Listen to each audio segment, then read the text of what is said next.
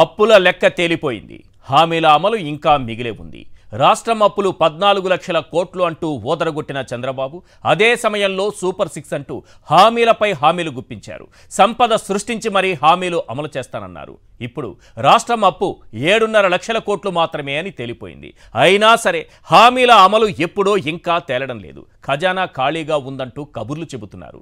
అదేదో సినిమాలో నూతన ప్రసాద్లా రాష్ట్రం చాలా క్లిష్ట పరిస్థితుల్లో ఉందంటూ ఓ డైలాగ్ పట్టి మరీ చెబుతున్నారు చంద్రబాబు. ఈ 5 ఏళ్లు ఇలానే కాలక్షేపం చేస్తారు. హామీల సంగతి ఏంటి అంటారా?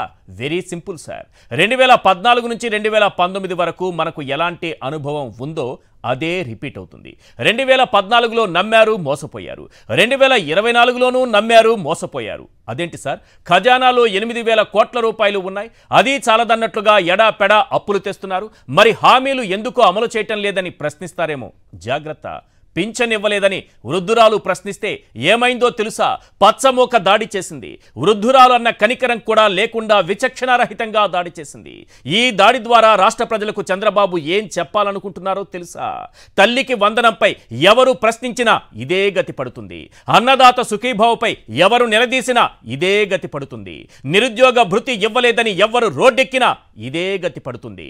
19 ఏళ్ల యువతులైనా, ఫ్రీ బస్సు కోసం ఎదురు చూస్తున్న మహిళలైనా ఎవరిని వదిలేది లేదు.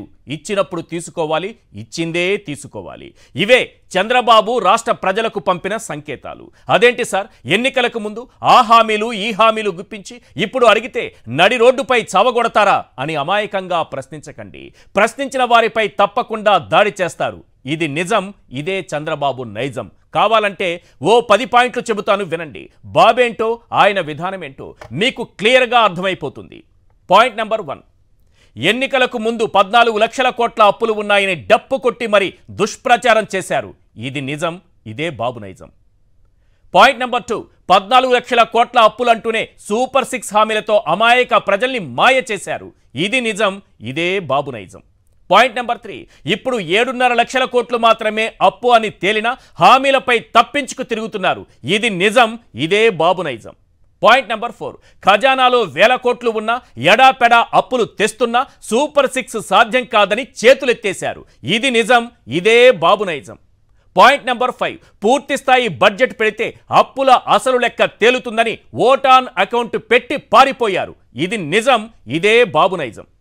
పాయింట్ నెంబర్ 6, సూపర్ 6 హామీలకు కేటాయింపులెంతో స్పష్టంగా చెప్పాల్సి వస్తుందని ఓటాన్తో సరిపెట్టారు. ఇది నిజం, ఇదే బాబు నైజం. పాయింట్ నెంబర్ 7, బడికెళ్లే ప్రతి పిల్లాడికి 15,000 అంటూ ఓదరగొట్టి వచ్చే ఏడాది కమిటీ వేస్తామంటూ తల్లుల్ని మోసం చేశారు. ఇది నిజం, ఇదే బాబు నైజం. పాయింట్ నెంబర్ 8, పెట్టుబడి సాయం 20,000 ఇస్తామని ఖరీఫ్ సీజన్ ముగుస్తున్నా ఆ ఊసే ఎత్తకుండా రైతుల్ని నట్టేట ముంచారు. ఇది నిజం, ఇదే బాబు నైజం. పాయింట్ నెంబర్ 9, అర్హత లేదంటూ వృద్ధాప్య పింఛన్లలో కోతలు పెట్టి ఇదేంటని ప్రశ్నించిన అవ్వాతాతలపై దాడులకు తెగబడుతున్నారు. ఇది నిజం, ఇదే బాబు నైజం. పాయింట్ నెంబర్ 10, అధికారం కోసం హామీలపై హామీలిచ్చి ఎన్నికల ఏరు దాటాక హామీల తెప్ప తగలబెట్టేశారు. ఇది నిజం, ఇదే బాబు నైజం. ఇప్పుడు రాష్ట్ర ప్రజలు చర్చించుకుంటున్నటువంటి ప్రధానమైనటువంటి 10 పాయింట్లు ఇవే. ఇప్పటి వరకు సూపర్ 6 హామీలకు అతి గతి లేదు. ఒక్క పింఛన్లు మాత్రం ఇస్తున్నారు. ఏ రకంగా, ఏ స్థాయిలో ఇస్తున్నారంటే రాష్ట్ర ప్రజలు ఒక్కసారి చూడాల్సినటువంటి అవసరం ఉంది. అవ్వాతాతలు ఏ రకంగా ఇబ్బందులు పడుతున్నారు, వృద్ధులు ఏ రకంగా ఇబ్బందులు పడుతున్నారు, మొత్తం వికలాంగులు ఏ రకంగా ఇబ్బందులు పడుతున్నారు ఒకసారి నేను చూపిస్తాను. అదే సమయంలో చాలామందికి మీకు అర్హత లేదంటూ కోతలు పెట్టేశారు, చాలామందిని తీసేస్తూ వెళుతున్నారు. అందులో భాగంగా ఎవరైనా అడిగితే వారిపైన దాడి చేస్తున్నారు. అది కాకపోతే ఇంటిపైన టీడీపీ జెండా ఎగరేయాలట. టీడీపీ జెండా ఎగరేసిన వారికే ఇస్తారట. ఎక్కడ జరిగింది, ఎలా జరిగింది అది కూడా నేను చూపిస్తాను. టీడీపీకి జై కొట్టాలట పింఛన్ తీసుకోవాలంటే అవ్వాతాతలు. ఇది